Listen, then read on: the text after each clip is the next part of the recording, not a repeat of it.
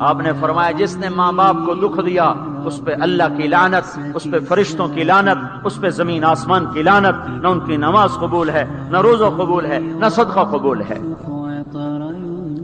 موسیٰ علیہ السلام نے کہا یا اللہ میرا جنت کا ساتھی کون ہے؟ اللہ نے کہا فلاں قصائی۔ قصائی نہ کوئی مجاہد، نہ غازی، نہ شہید، نہ کوئی مفسر، نہ کوئی ولی، نہ ابدال، قصائی۔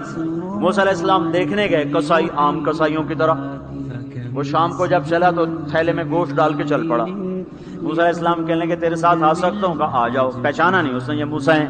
وہ گھر گیا، اس نے بوٹی بنائی، ہانڈی چڑھا دی، آٹا گوندنے بیٹھا، روٹی تیار کی، سالن تیار کیا، تھالی میں رکھا۔ ایک عورت ایسے لیٹی پڑی تھی روئی کی گالی کی طرح، اس کو اٹھا کے کندھے کا آسرا دیا اور نوالے بنا کے اس کو کھلاتا رہا۔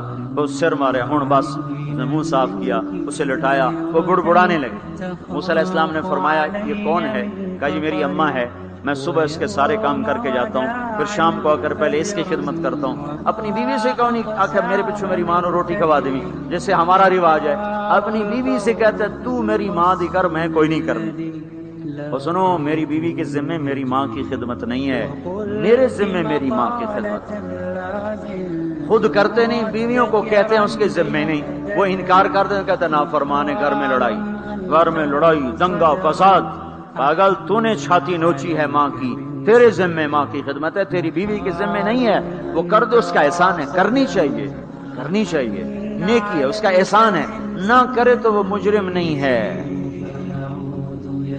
موسیٰ علیہ السلام سے کہنے لگا جی صبح اس کے سارے کام کر کے جاتا ہوں، شام کو آ کے پہلے اس کو روٹی کھلاتا ہوں، پھر اپنے بچوں کو دیکھتا ہوں۔ موسیٰ علیہ السلام نے کہا یہ کچھ کہہ رہی تھی جب تو اس کو لٹا رہا تھا؟ کہنے لگا یہ اماں جو ہوئی پاگل اماں، جدوں دی خدمت کرنا شروع ہو جاندی اللہ تینوں جنت وچ موسیٰ دا ساتھی بناوے۔ بھلا میں کتھے تے موسیٰ کتھے؟ جب بھی اس کی خدمت کرتا ہوں شروع ہو جاتی ہے اللہ تجھے جنت میں موسیٰ کا ساتھ دے۔ بھلا جی میں کہاں، میں کسائی کتھے تے موسیٰ کتھے؟ سمجھو یہ ماں ہے، ماں جس کی دعا نبیوں تک پہنچا دیتی ہے۔